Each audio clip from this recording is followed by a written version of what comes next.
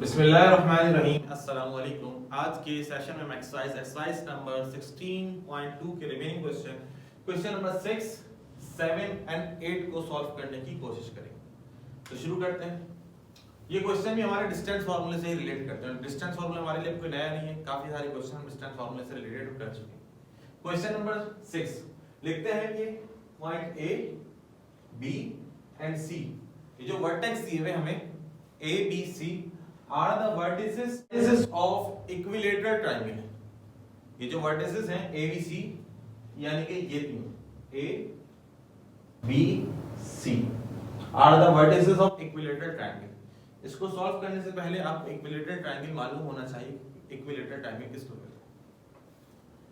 ऐसा ट्राइंगल जिसमें A से लेके B, B से लेके C और C से लेकर A। क्या मतलब ये कि तीनों लेंथ्स आपस में बराबर होनी चाहिए। इस पॉइंट यानी कि जो वर्टेक्स C है यानी कि दिस वन, इसके कोऑर्डिनेट्स है 6, k। इसमें k जो है ना ये अननोन है।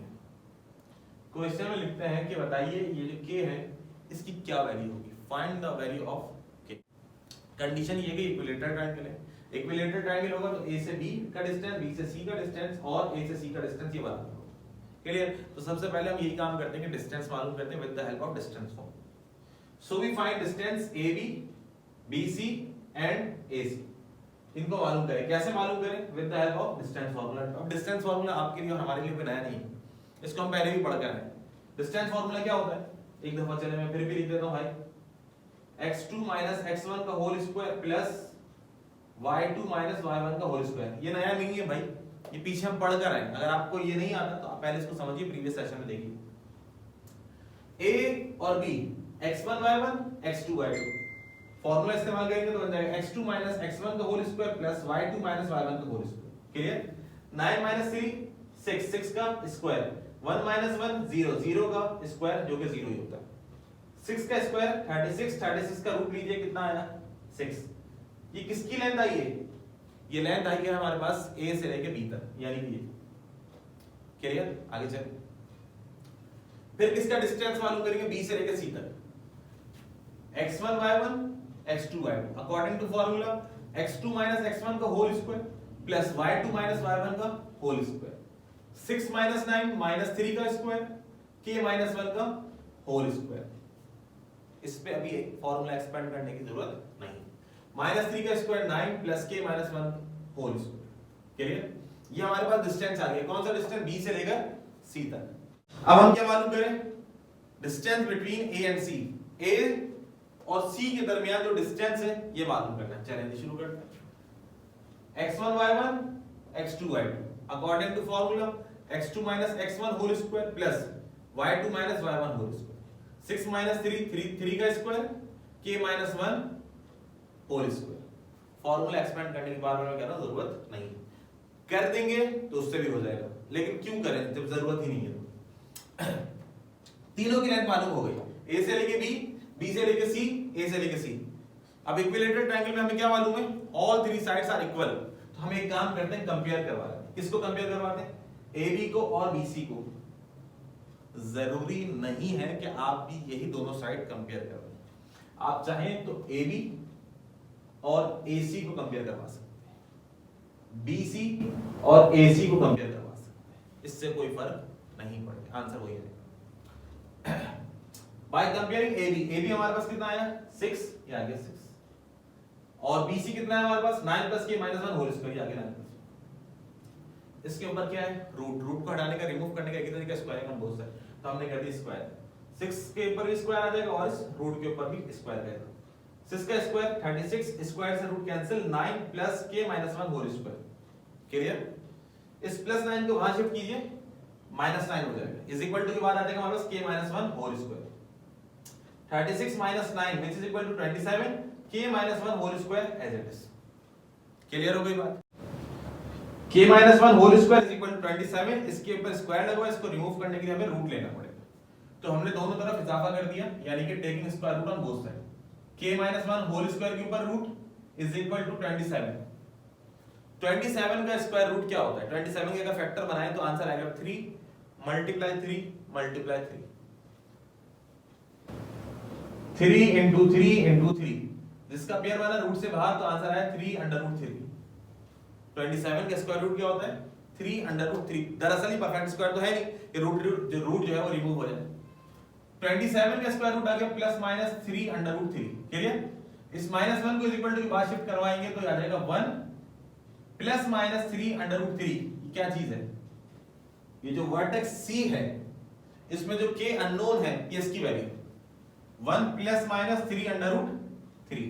क्लियर? आ गई बात सर? मुश्किल नहीं, आसान सवाल है। क्वेश्चन नंबर 7, पॉइंट P जिसके कोऑर्डिनेट्स है 1, 2, Q जिसके कोऑर्डिनेट्स है 3, 4, वर्टेक्स R जिसके कोऑर्डिनेट्स है 0, -1। कहते हैं कि ये तीनों कोऑर्डिनेट जो है ये स्केलेन ट्रायंगल है। स्केलेन ट्रायंगल कौन सा होता है? ऐसा ट्रायंगल जिसकी तीनों साइड आपस में बराबर ना हो। All three sides are not equal in length. Clear? We find P से Q, P से R एंड Q से R। If all sides are not equal in length then it will prove. तो ये प्रूव हो जाएगा कि ये जो वर्टेक्स हमें गिवन है ये किसके हैं? Scalene triangle. क्लियर? तो क्या करें? डिस्टेंस मालूम करते। किसका? P से Q। किससे मालूम करें? By distance formula. Clear? P से Q x1 y1 x2 y2 according to formula x2 x1 का whole square plus y2 y1 का होल स्क्वायर। 3 1 2 का स्क्वायर, 4 2 2 का स्क्वायर, 2 का स्क्वायर 4, 2 का स्क्वायर 4, 4 प्लस 4 8। क्लियर? इस पे क्या लगा? रूट फाइंड आउट करने की जरूरत नहीं, हमें तो सिर्फ प्रूफ करना है ये बराबर है। अगर √8 यहां पे भी √8 आ जाता है तो इसका मतलब स्केलियन ट्रायंगल नहीं है। आइए सर इसको मजीद सिंपलीफाई करने की जरूरत नहीं, कर देते हैं कोई मसला नहीं। क्या मालूम करा? P से Q। अब क्या मालूम करें? P से R। P से R में ये P x1 y1 ये R x2 y2 according to formula x2 x1 whole square plus y2 y1 whole square. 0 -1 -1 -1 -2 -3 -1 का स्क्वायर 1 -3 का स्क्वायर 9 9 प्लस 1 10। क्लियर? यहां तक आ गई बात समझ? मुश्किल नहीं, 3 दफा डिस्टेंस मालूम करते हैं। अच्छा अब क्या मालूम करें? Q से R। Q x1 y1 R x2 y2 according to formula x2 x1 whole square plus y2 y1 whole square।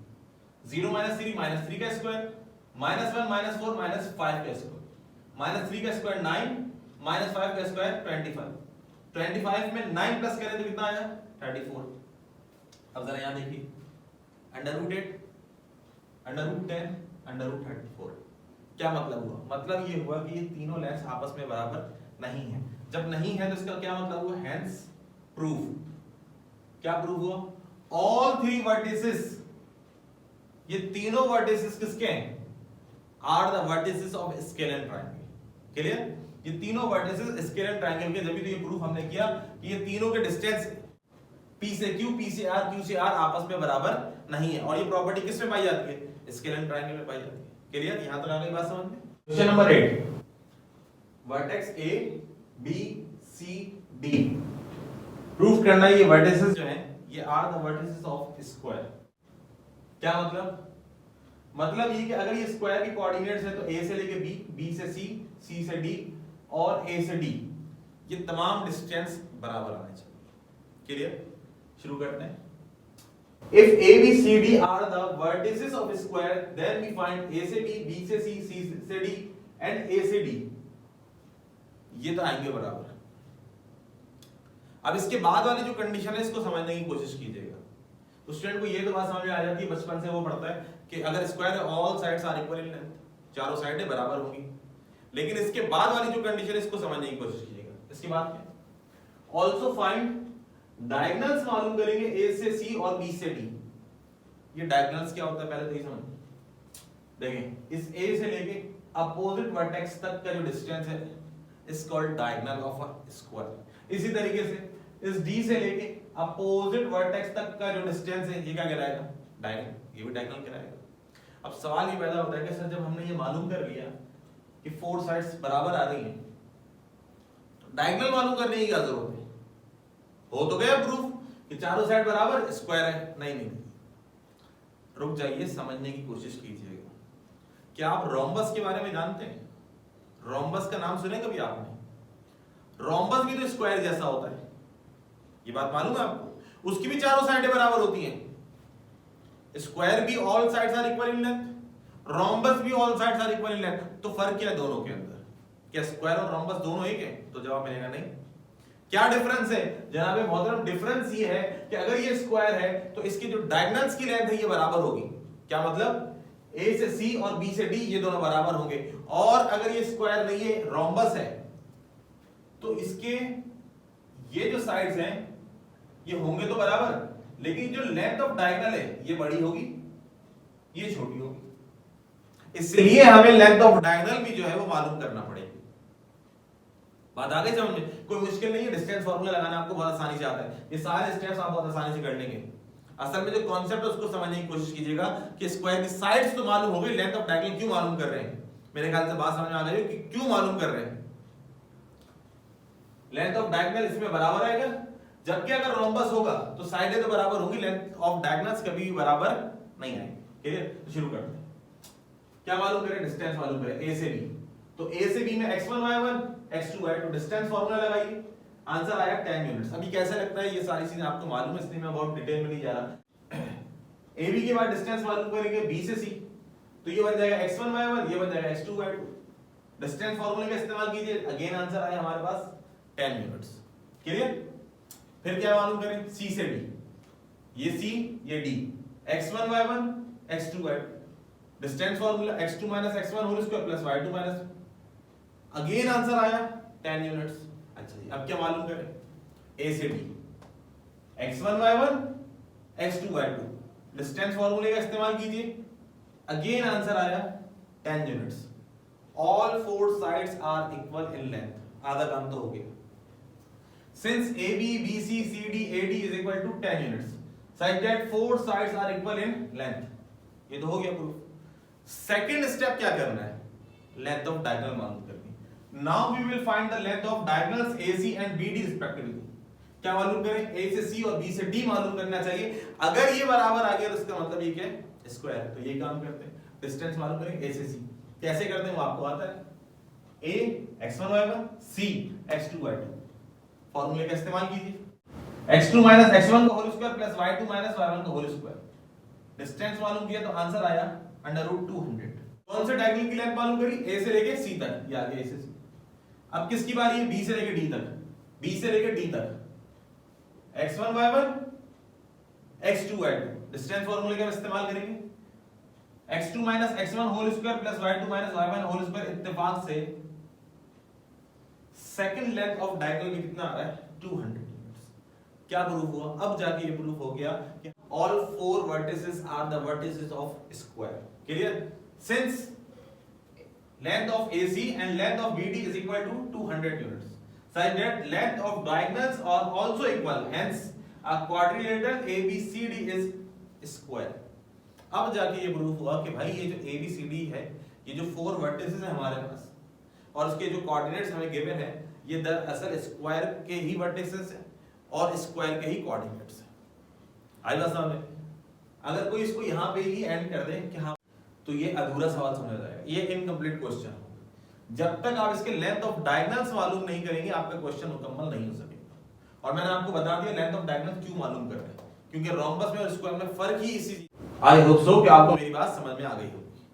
आज के सेशन में इतना ही, इंशाल्लाह फिर नेक्स्ट सेशन में इसके रिमेनिंग क्वेश्चंस के साथ जल्द आपके सामने हाजिर होंगे। अपना बहुत सा ख्याल रखिएगा। अल्लाह हाफिज।